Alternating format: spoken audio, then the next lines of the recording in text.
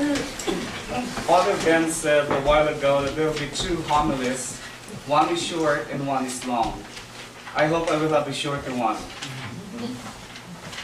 Going to an occasion like this, a hometown reunion, a school reunion, give us a feeling or question, bring us a question like, who is going to be there? Will I be a part of that group? Will I be rejected or accepted? Will it be something that would remind me of the past? Will it be something that would remind me of my own embarrassment? Of course, coming from where we are, or we know where we are coming from, there could be hindrances, like Father mentioned in the earlier, hindrances of looking at the presence of God. But there is also hindrances of looking at the presence of the others, because we look at the background of the person, and we know where we came from. There could be a hindrance like, oh, he is taga-awaway. I don't want him. Oh, he's from Daligan. Oh, he is selling tobacco. Oh, he is from Ili. Oh, he is mayabang. He is kabutbutang. Oh, is he from the barangay?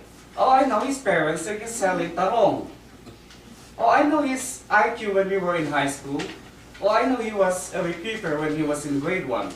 So all these familiarity of one another can be a hindrance to a gathering like this, based on ethnicity, based on location of where you came from, or it could be politics or religion or incidents that have happened in the past. Could be a hindrance for us to gather like this. Once again, it reminds us of today's gospel. Jesus Christ also had experienced that rejection from his own people. Remember, they were saying, oh, where is that coming from? Oh, is he not a carpenter? Oh, is he not the son of Joseph and Mary, who are just ordinary citizens or people here with us? There could be a hindrance like that, and Christ himself encountered that obstacle, that being rejected by his own people, and they did not fail, or they failed to recognize him as he was, as God, as Son of God, as a new prophet of their own time. As we gather around the table of the Eucharist, let us overcome those obstacles, wherever we are coming from, whether from Ili or Barrio, whatever school we're coming from, whatever incidents that might have happened in the past. Let us forget those, because we are now coming from one origin, one hometown, one culture, one heritage, one faith, and we are living as immigrants in one country. And we have to tell our young ones, here we are coming from. This is who we are. This is our identity. This is our heritage. This is our sense of family and sense of community. This is what we believe. And we recognize the presence of God in our presence to one another.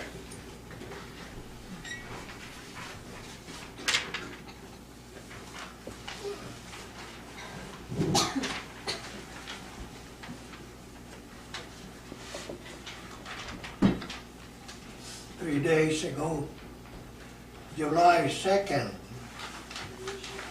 somewhere in Yunsun City, it was the beginning of the meaning of this reunion, when two of your classmates, Lito and Danny, tried to recall what they had done during their high school days. And everybody was happy. Actually, my dear friends, the happiest days of our student life is high school. Of course, there were some frolics, there were some, you might say, misbehavior. But looking at them now, they seem to be innocent frolic. They were there to give more meaning to our life. Otherwise, our high school life would have been, what we may say, empty, unhappy. But because of those, we were very happy. So that is the first purpose of this reunion, to recall our high school days. And you know what they say, if you always try to recall your younger days, you also become younger.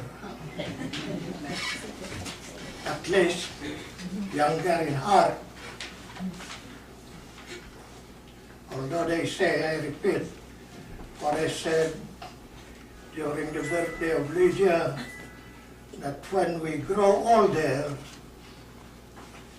beauty transfers from the face to the heart. But for some people, I think it does not happen. The beauty is always there. So, try to keep that in mind. We come here to relive our high school days. In other words, to have that happiness in us again, so that we will become happier again and relieved, perhaps, from some burdens. And now the second purpose is to try to see once again how God has blessed us. You look at ourselves now, how the grace and blessing of God has grown in us.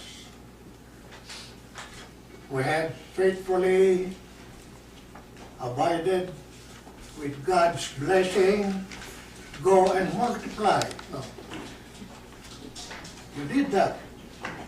Some are more prolific, some have 4 children, some have 3, some have 1. I don't know. At least the most prolific student of ours in SCI is in Santa Cruz, having 12 children. What's the name of that? Lorenza. Small. Small but terrible. 12. And not only that, physically we try to see ourselves. How much we have grown. Some higher, some wider.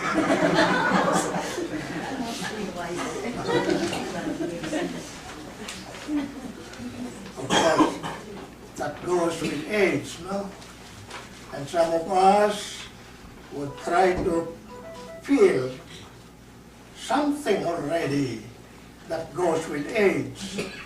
Maybe the toes or our knees are already weakened. One doctor told me, Father, he said, because I was complaining of my knee being weak. And he told me, Father, you like to still live or to grow older? Okay, yes. Okay, you have to accept that. It goes with your age. Any doctor, no doctor can cure you anymore, he said. So that gave me relief, and that made me stop complaining about my knee. So I told the Lord, okay, I'll carry it. So the time to see once again how God